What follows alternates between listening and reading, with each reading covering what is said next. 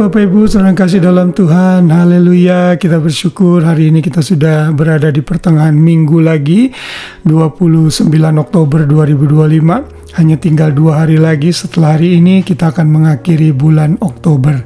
Saya berharap renungan malam dalam tema kemenangan sejati ini sebagai orang percaya memberkati kita dan mengingatkan kita terus akan posisi kita sebagai orang-orang yang lebih dari pemenang. Setelah kita belajar selama 7 hari mengenai upah kita sebagai orang pemenang yang dicatat dalam kitab Wahyu kepada 7 gereja yang ada di sana dalam Wahyu pasal 2 dan 3. Hari ini kita akan belajar dari hidup Paulus yang selalu dibawa dalam jalan kemenangan oleh Tuhan. Dan kita mau mencontoh teladan Paulus ini sebagai orang percaya. Dan saya beri judul renungan malam ini, hidup dalam kemenangan. Hidup dalam kemenangan artinya kita berjalan dalam kemenangan Tuhan terus hari demi hari. Dan kita membaca dalam ayat hafalan kita hari ini 2 Korintus 4 ayat 14. Tetapi syukur bagi Allah yang dalam Kristus Yesus selalu membawa kami di jalan kemenangannya. Dengan perantaran kami, Ia menyebarkan keharuman pengenalan akan Dia di mana-mana. Saudara, ayat ini muncul dalam kesaksian Paulus saat dia mengalami kecemasan dan kelegaan saat ia berada di Troas dan di Makedonia.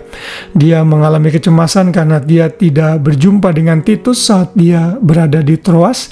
Lalu akhirnya dia berangkat ke Makedonia.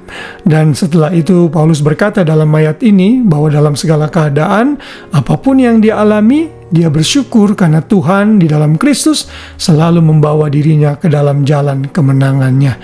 Kemenangan Kristus dengan perantaraan Dia, maka Injil semakin harum dan tersebar luas. Nah, saudara, ini juga tentunya harus menjadi gambaran hidup kita sebagai orang percaya. No matter what happened dalam sekeliling kita, apapun yang terjadi dalam situasi kita ini adalah orang-orang yang harus selalu hidup dan berjalan dalam kemenangan demi kemenangan. Belajar seperti Rasul Paulus.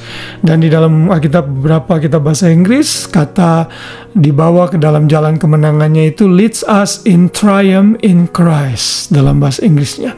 Dan ini sebenarnya adalah gambaran dari bentuk jenderal atau orang-orang ofisial dari kerajaan Romawi yang mengalami kemenangan atas musuh-musuh mereka, lalu diberikan penghargaan yang tertinggi, lalu dilakukanlah upacara atas kemenangan tersebut, dan jenderal ini atau orang ini diberikan satu honor, penghargaan dengan festival ini, lalu dibawa keliling di jalan-jalan di kota Roma sehingga orang tahu orang ini telah mengalami kemenangan dan membantu negara Romawi pada saat itu. Dan Paulus sadar hidupnya sebagai orang percaya itu selalu seperti dalam parade. Di mana-mana orang akan melihat dirinya dia adalah orang-orang yang menang di dalam Kristus. Dan ini sebenarnya juga menjadi gambaran bagi kita sebagai orang percaya. Saudara harus menunjukkan diri bahwa saudara itu beda. Orang yang menang itu tidak bisa hidupnya penuh dengan keputusasaan, selalu murung, selalu bersungut-sungut, komplain. Itu bukan ciri-ciri orang-orang yang menang di dalam Kristus. Kalau orang-orang menang itu orang-orang yang akan dibawa bersama dengan Tuhan ke dalam jalan kemenangan Tuhan hari demi hari.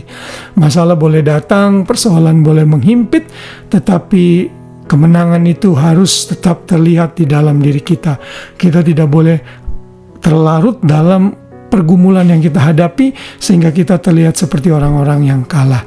Belajar seperti Rasul Paulus yang memberikan ucapan syukur karena dia sudah dipimpin di dalam Tuhan yang berdaulat dalam segala keadaan, dalam setiap waktu.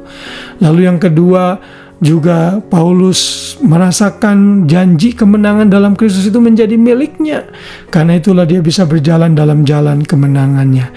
Mari belajar seperti Paulus yang selalu hidup di dalam kemenangan demi kemenangan. Ini persoalan mentalitas sebenarnya ya.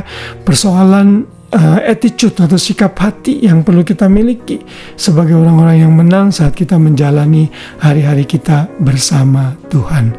Kiranya renungan malam ini mengingatkan, menguatkan, meneguhkan kita agar kita semakin terus sadar dalam posisi kita bahwa kita ini adalah orang-orang yang menang dan harus hidup berpadanan pada status kita, yaitu menjadi orang-orang yang menang dalam segala hal. Haleluya, Tuhan memberkati kita semua. Selamat malam dan selamat beristirahat. Shalom.